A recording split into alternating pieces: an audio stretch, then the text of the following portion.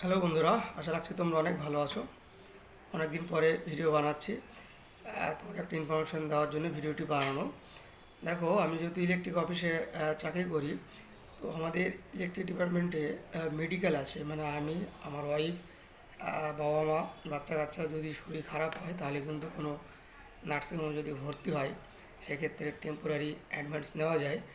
এবং এরকম হয় যে টাকা নিয়ে চিকিৎসা করা, মানে টেম্পোরারি অ্যাডভান্স নিয়ে।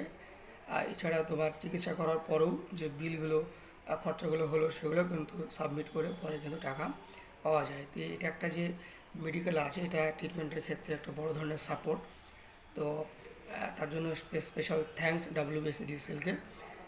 এটা কিন্তু আমি ব্যক্তিগতভাবে মনে করি একটা এমপ্লয়ির কাছে এটা একটা সাপোর্টটা, এটা খুব একটা বড় ধরনের সাপোর্ট। আর যারা ইলেকট্রিক ডিপার্টমেন্ট সার্ভিস করতে যাচ্ছ ইন ফিউচারে, মনে হয় যে এক্সাম দেবো, আমি অবশ্যই বলবো খুব ভালো, কোনো প্রবলেম নেই, নানা রকম সুযোগ সুবিধা আছে। যেহেতু 2018 পরে আর কোনো রিক্রুটমেন্ট বার হয়নি, আশা রাখছি 1-8 বছরের মধ্যেই রিক্রুটমেন্ট বার হবে এবং ভ্যাকেন্সিও থাকবে।